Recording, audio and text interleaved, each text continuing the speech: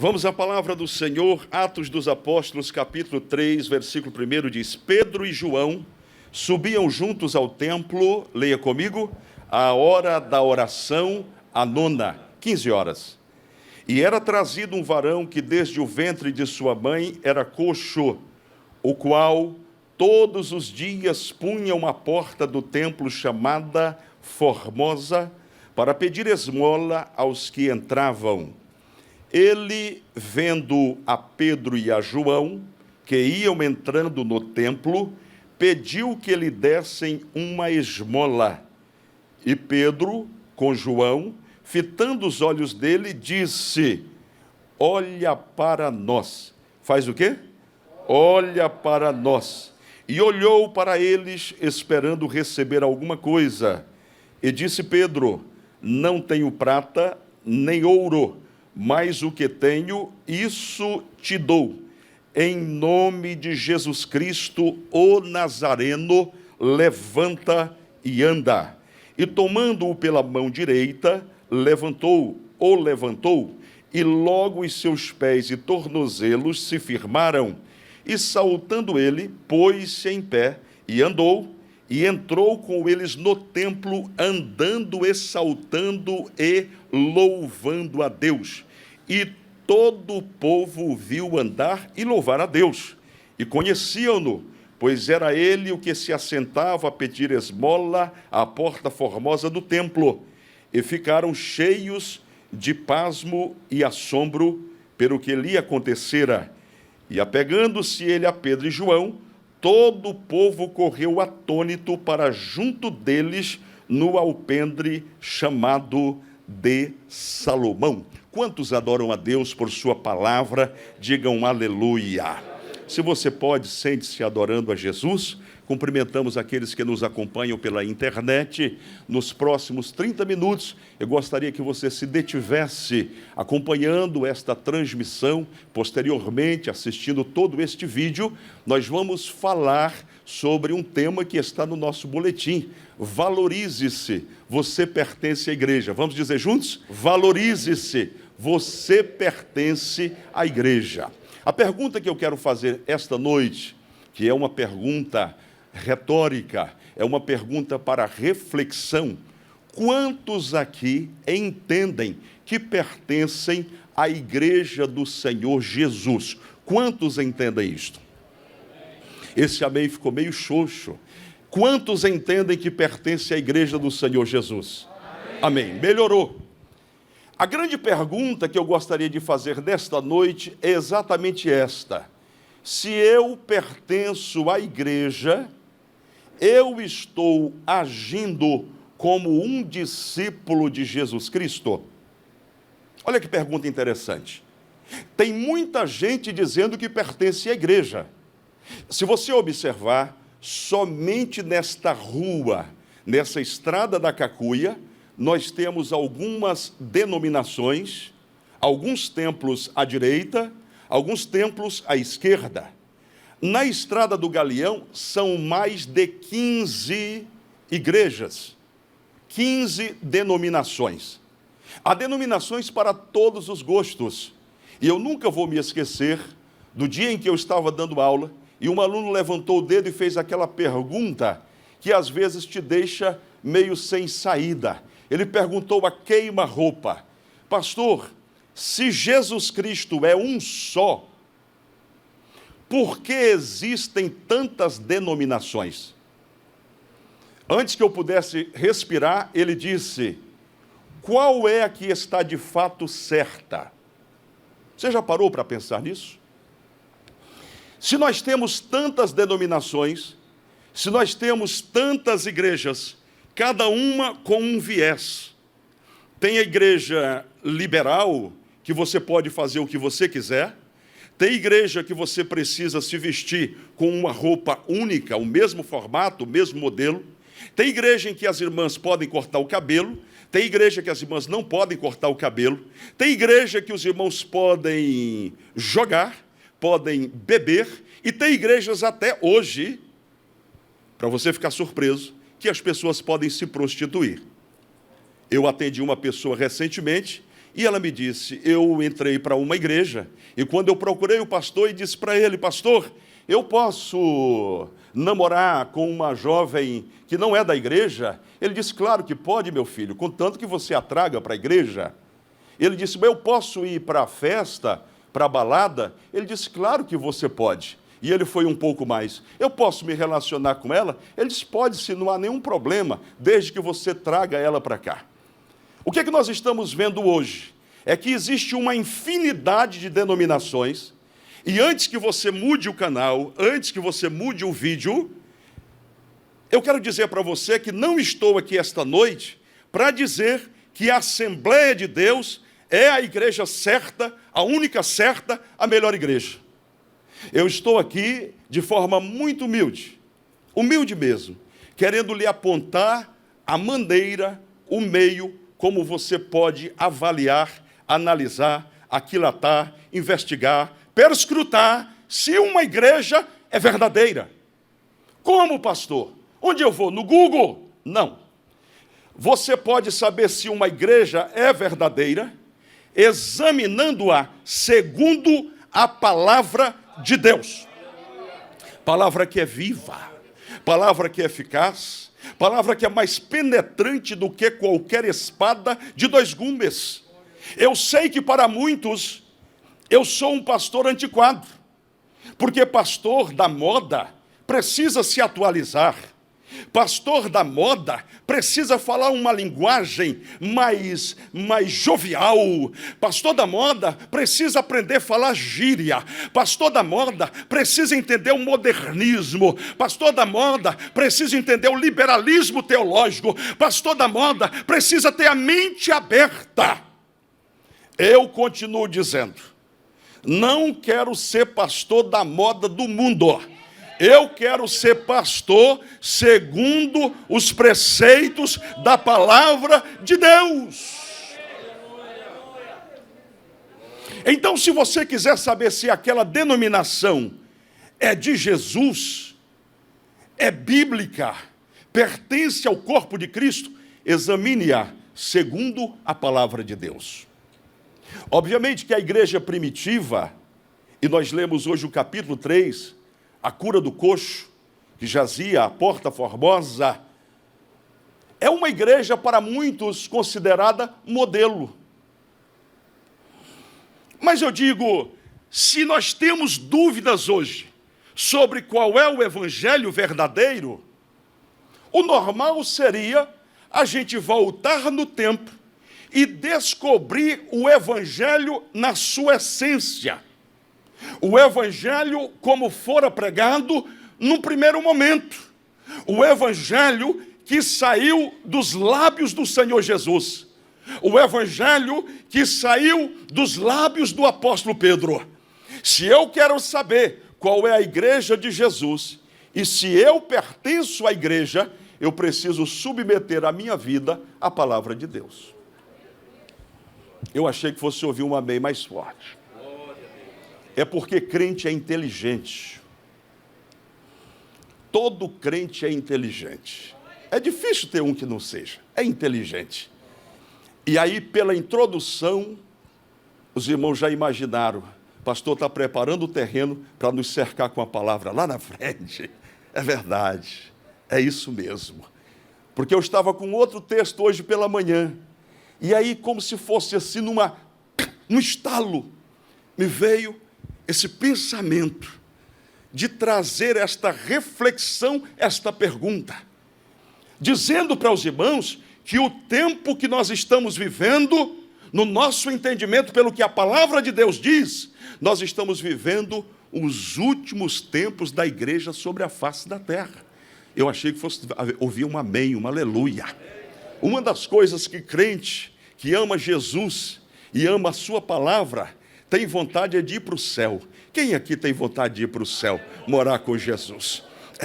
Eu estava falando outro dia, conversando com um irmão, que eu era garoto, e aí às vezes ia para o culto de doutrina, e era comum, durante o louvor da harpa cristã, cantavam muito 243. Nessa época, Priscila, não tinha ainda celular, não tinha internet. Os crentes chegavam, dobravam os joelhos e começavam a falar com Deus. Quando alguém queria conversar, ele apontava para o céu e dizia: estou numa ligação com o céu, com Deus. Eu vim para adorar, eu vim para buscar. Era normal, durante o culto, Jesus batizar com o Espírito Santo. Era normal pessoas caírem estribuchando, endemoniadas.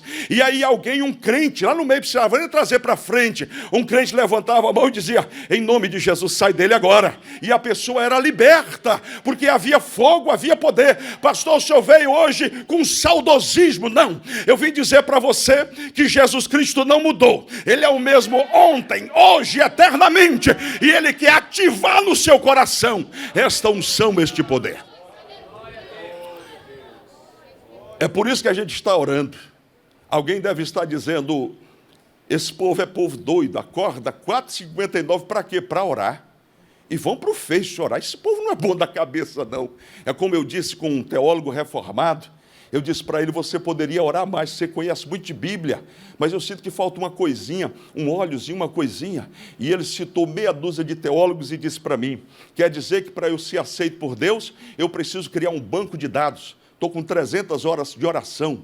E aquilo me deu uma vergonha, a cara chega, mexeu, e eu botei a minha viola dentro, mas não mudou minha forma de pensar. Eu continuo acreditando que o que fizeram Daniel Berg e Gunnar Wing sacudiu o Brasil foi joelho no chão, foi oração, foi palavra de Deus. O que fez que chegássemos até aqui foi Bíblia, foi palavra, foi oração. Eu fiquei imaginando Jesus, a minha mente é muito fértil, eu penso muito. Não sei se é da idade, mas eu fiquei imaginando Jesus chegando lá em casa, e me examinando, por detrás assim, se esgueirando, e dizendo: eu vou dar uma olhada para ver se esse tal de pastor Marcos é crente em casa também. Eu pensando comigo, aqui, não é você não.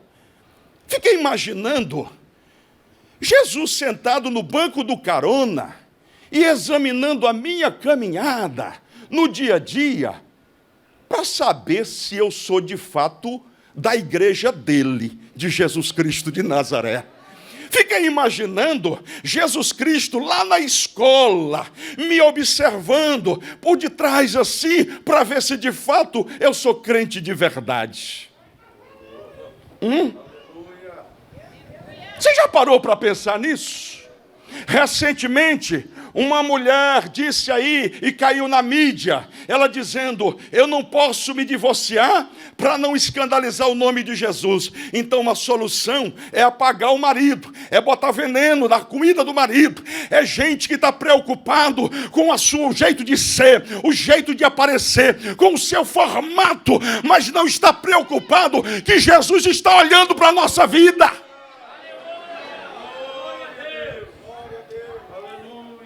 Do que adianta eu me apresentar como santo para vocês, se no meu dia a dia eu não sou? E eu não estou aqui para acusar ninguém, nem para estirar o dedo para ninguém. Não estou falando o nome de ninguém. Eu estou procurando ser ético. Eu estou considerando uma possibilidade. Se este livro é a verdade, e ele diz que os olhos do Senhor são como chama de fogo. Se no Salmo 139, o salmista diz: para onde mirei do teu espírito? E para onde fugirei da tua face? Se eu subir aos céus, tu aí estás. Se eu descer e fizer minha cama no céu, tu ali estás também. Se eu tomar as asas da águia e habitar nas extremidades do mar, até ali a tua mão me guiará e a tua destra me susterá. Eu vim lembrar você, crente que pertence à igreja, que os olhos de Deus estão sobre a nossa vida.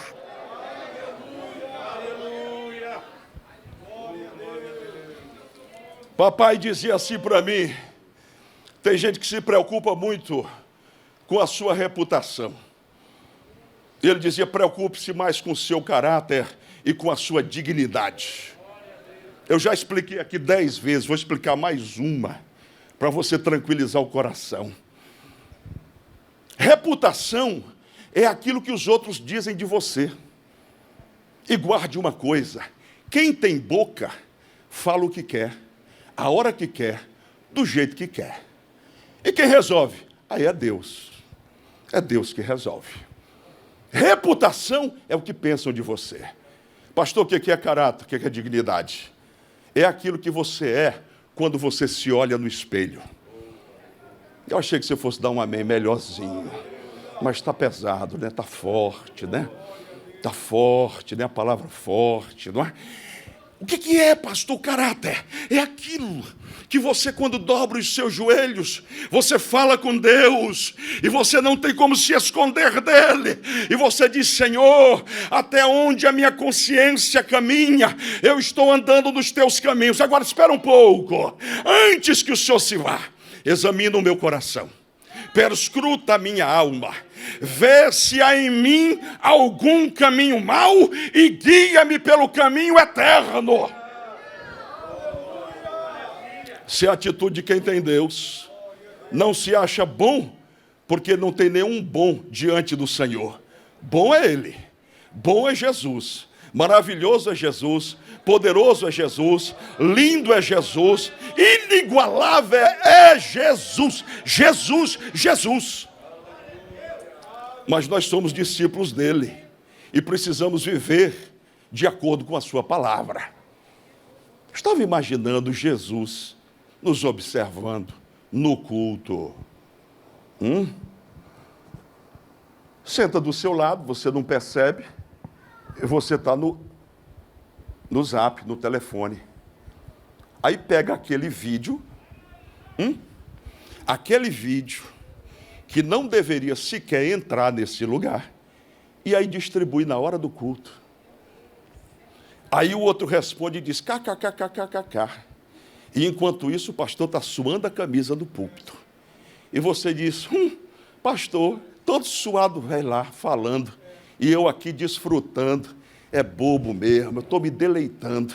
Eu vou lembrar uma coisa para você: eu não vejo, mas meu Jesus vê. E essa mensagem é mensagem para gerar arrependimento. Se a DIG quiser experimentar um mover extraordinário da presença de Deus, desliga o celular, liga os joelhos, começa a orar, começa a buscar a Deus e dizer: Senhor, eu preciso me arrepender, eu preciso ser mais crente, eu preciso ser mais fiel. Tem alguns brasileiros que eu admiro muito. Um deles é um tal de Santos Dumont. Quem sabe da história de Santos Dumont aqui? Quem já pegou ali um voo, quem já passou em frente ao aeroporto Santos Dumont? Santos Dumont, para quem não sabia, é considerado o pai da aviação. É um dos maiores brasileiros que já existiram.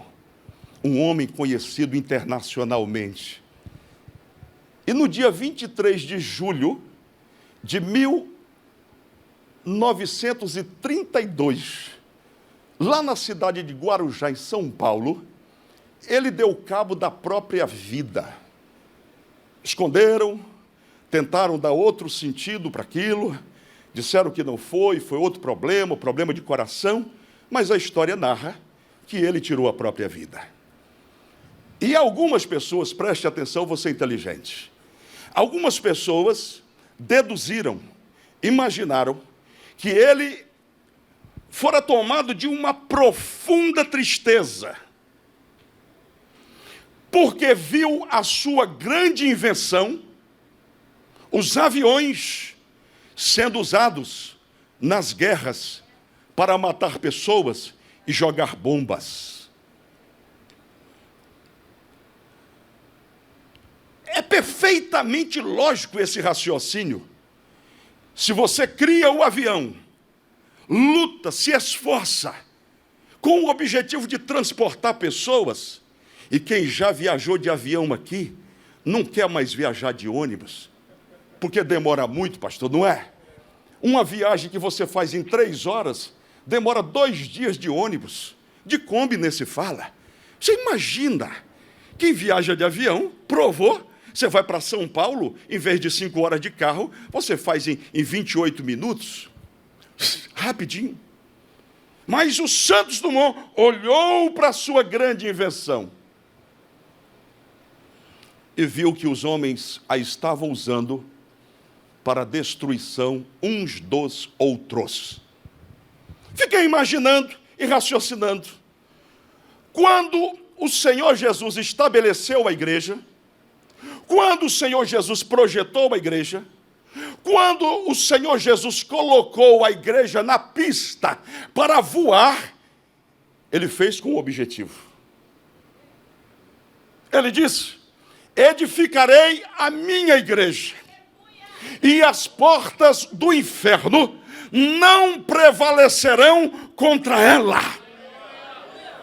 Edificarei a minha igreja, e ela terá autoridade, o poder do nome de Jesus, para pisar serpentes e escorpiões e toda a força do mal, e nada lhe fará dano algum.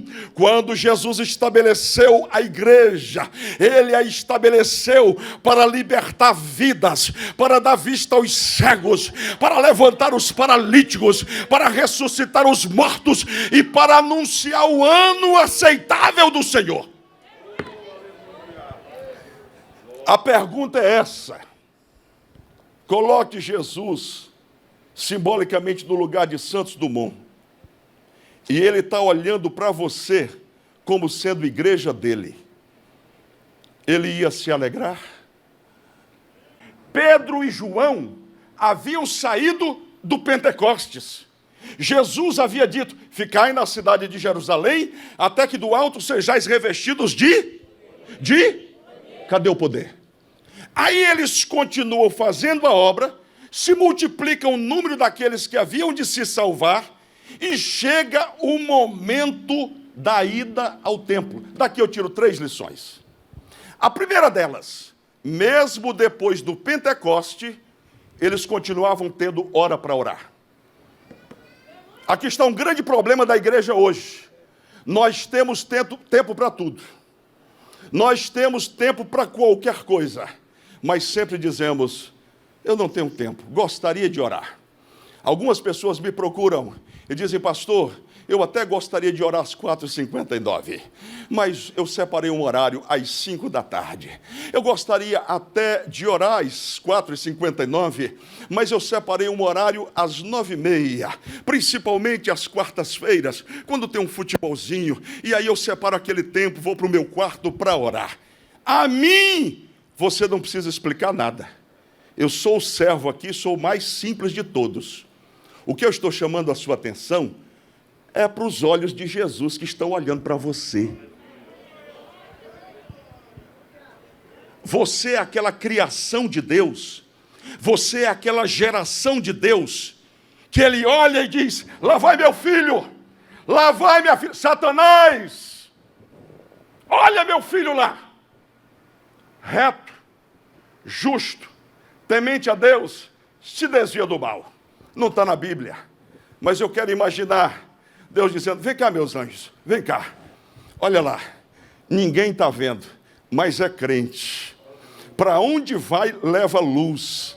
Para onde vai, leva glória. Para onde vai, leva bênção. Para onde vai, leva presença. Para onde vai, leva unção.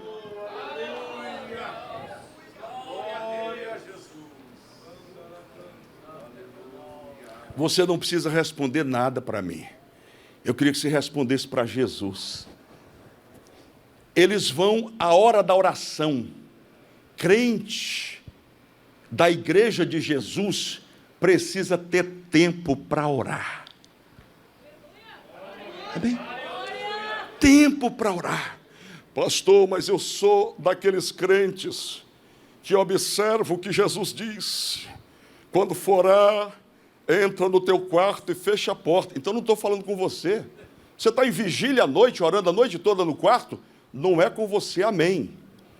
Agora, se você não tem hora para orar, tem hora para Netflix, tem hora para o futebol, tem hora para o matinê, não sei nem se tem matinê ainda, tem hora para tudo, mas não tem hora para o Senhor. O que o senhor está dizendo, pastor? É que eu estou entendendo que o Senhor Jesus que é senhor dessa igreja, que é senhor da sua vida, está te chamando para oração. Meu filho, desliga a televisão e liga o teu coração à minha face, à minha presença.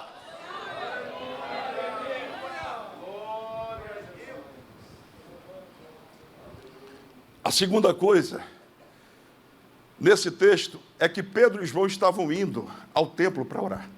Se você fizer um estudo de quem era Pedro e quem era João, seriam duas pessoas que jamais orariam juntas. Eles eram de partidos diferentes, tinham visões diferentes, completamente diferentes. João era de um jeito, Pedro era de outro. Eles não combinavam. Mas quando uma igreja é tomada pelo Espírito Santo de Deus, não existe inimizade, não existem partidos. Você é capaz de dizer, meu irmão, não importa o teu partido, se você está atrás do Calvário, se você é filho de Deus, se você é de Jesus Cristo, nós estamos juntos, ligados, vamos orar juntos. A propósito, hoje os círculos de oração em todo o campo da DIG voltaram a se reunir. E eu espero que esse período da pandemia tenha sido o período em que o Senhor tratou com o seu coração, com a sua mente, de maneira que você possa estar em qualquer círculo de oração, da irmã Clotilde, da irmã Marinha, da irmã Sebastiana, da irmã Efrosina, não importa. Por quê? Porque você está no mesmo sentimento e na mesma visão. Você é da igreja do Senhor Jesus. Eu posso ouvir um amém? Posso ouvir um amém?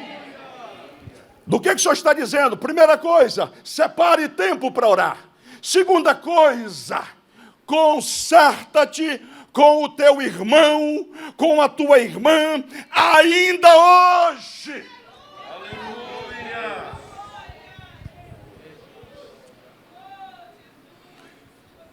Irmãos, o que a Bíblia diz sobre perdão, e nós estamos no ano do perdão, é algo muito forte.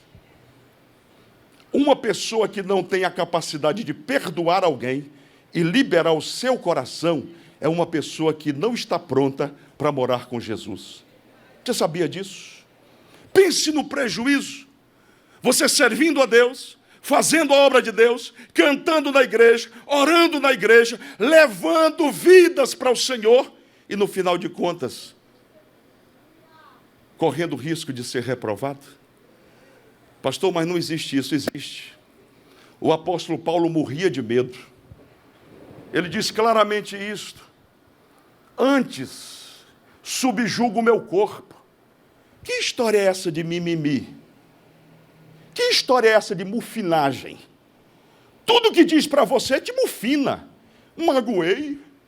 Assim eu não vou mais, não vou brincar mais, não vou mais por ação. Para de ser menino.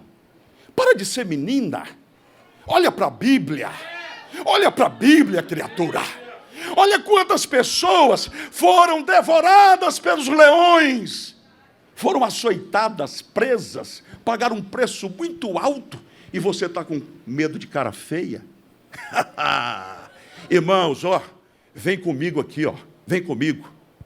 O justo viverá da fé. Hã? E se ele recuar, a minha alma não tem prazer nele.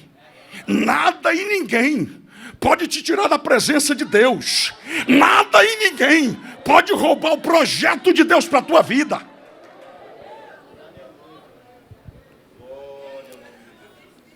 Disseram para você que você ia fracassar.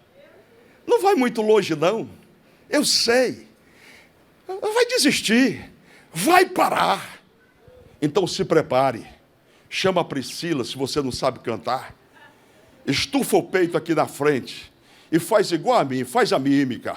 Olha eu aqui. Oh, glória! Deus quer trabalhar na tua vida e te fazer vencer.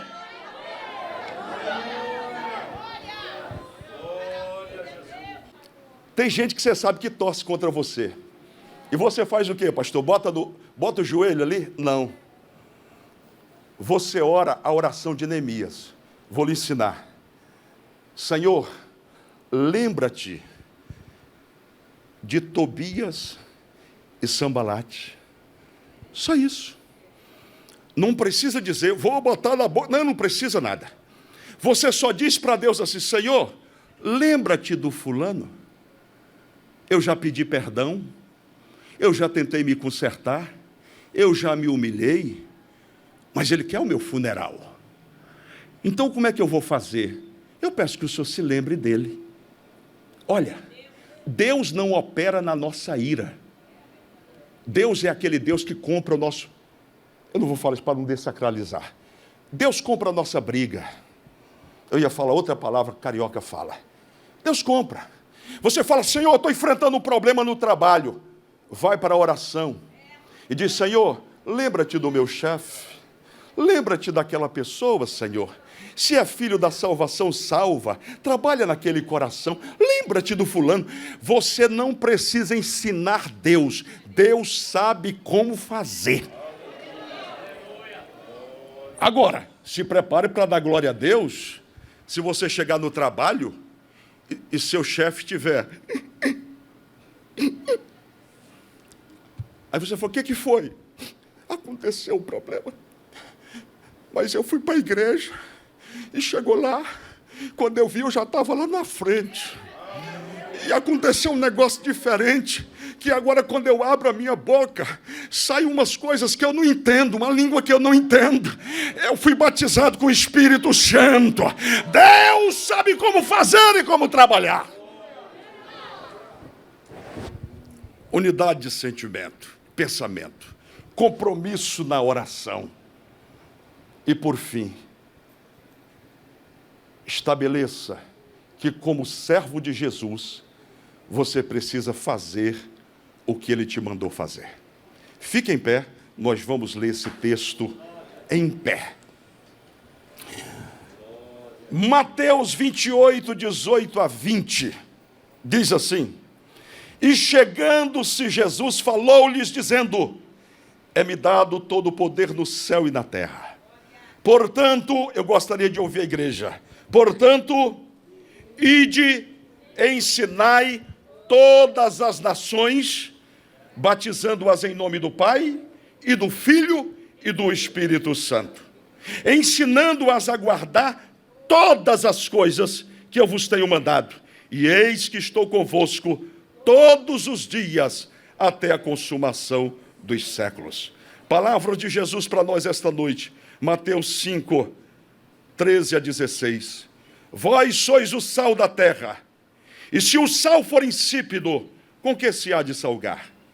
Para nada mais presta, senão para se lançar fora e ser pisado pelos homens. Vós sois a luz do mundo. Não se pode esconder uma cidade edificada sobre um monte, nem se acende a candeia e se coloca debaixo do alqueire, mas no velador, e dá luz a todos que estão na casa. E por fim, assim resplandeça a vossa luz diante dos homens, para que vejam as vossas boas obras e glorifiquem o Pai que está nos céus. A pergunta é esta: você tem glorificado ao Senhor com a sua vida? As suas atitudes? Eu vou pedir ao irmão querido para me ajudar aqui. Irmão Leonardo, pode me ajudar? Eu poderia apenas falar, pode subir aqui. Eu poderia apenas falar. Mas eu gostaria que você levasse essa ilustração. Sabe o que o Senhor me deu nessa palavra? De modo muito específico. O senhor pode ficar agachado como se estivesse pedindo, com a mão estendida? O coxo está com as mãos estendidas. Sabe o que o Senhor ministrou ao meu coração? As pessoas, nesse pós-pandemia, estão assim, completamente desorientadas, completamente atingidas. Algumas estão emborcadas emocionalmente, Eu tenho acompanhado pessoas crentes, servos de Deus, que estão nessa situação. E você, não transfira para cá, você é igreja. E o coxo está dizendo: por favor, me ajude, me dê uma esmola. E Jesus está olhando para você e dizendo: se você é a igreja minha, abre a boca, estende a mão, socorre e diga: posso não ter ouro, posso não ter prata, mas o que tenho, em nome de Jesus Cristo, levanta e anda. E aí ele diz: tomou pela mão e entraram no templo saudando e louvando a Deus. Obrigado. Aplauda o Senhor. Deus está esperando isso de nós. Deus está esperando isso. Convide o seu parente, convide o seu vizinho, diga para ele: olha, eu quero me oferecer para te ajudar. Mas por que você nunca fez isto?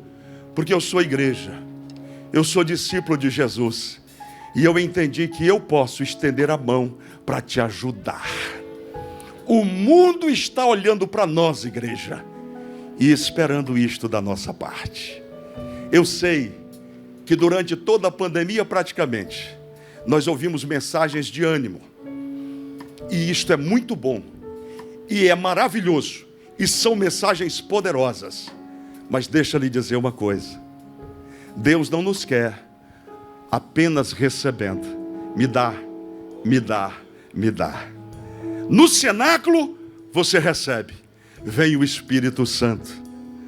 Línguas repartidas como que de fogo. E enchem o templo. E as pessoas saem dali cheias de Deus para ser testemunhas e levar o Evangelho de Jesus. Nós vamos cantar uma canção. E eu vou pedir para você começar agora. Você vai olhar para o lado. Observe se há uma pessoa não evangélica ou afastada. E educadamente diga para ela: você gostaria que eu te acompanhasse até a frente? Você quer receber esse Jesus como seu Senhor, como seu Salvador? Você quer voltar para Jesus? Faça isto agora. Você que nos acompanha pela internet, se você quer tomar esta decisão agora, entre em contato conosco. Aí está aparecendo o WhatsApp, envie uma mensagem dizendo: eu recebi Jesus como meu Senhor, como meu Salvador. E nós vamos entrar em contato com você. Enquanto cantamos, veja se há alguém e convide esta pessoa para vir à frente. Espírito, Espírito, que desce como fogo, vem como em Pentecoste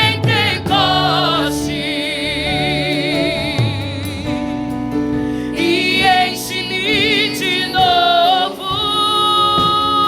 Espírito, Espírito, Espírito, que desce como fogo, vem como em Pentecoste, oh, vem e enche-me de novo, enche-me, enche-me, Espírito, Espírito, que desce como fogo, vem como Aplauda o Senhor Jesus. oh, vem e enche-me de novo. Oh, glória. Nós temos duas vidas preciosíssimas diante do altar. Você pode aplaudir bem forte ao Senhor.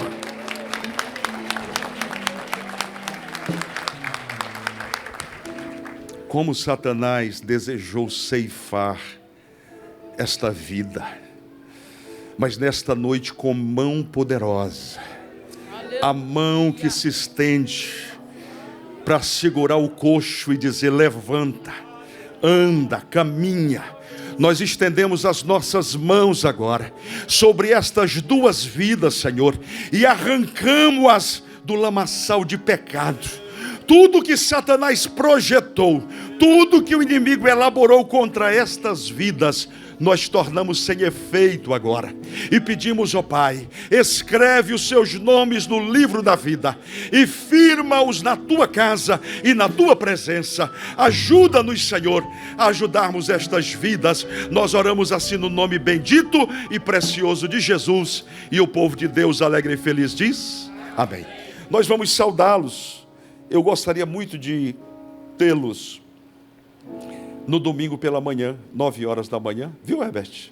Vê se você consegue isso. Grande o livramento, viu, meu amigo? Grande o livramento de Deus na tua vida. Podem ficar de frente, por favor? As mãos lá em cima, um sorriso bonito. Vamos dizer: bem-vindos à família de Jesus. Bem forte. Bem-vindos à família de Jesus. Aqui à direita, por favor.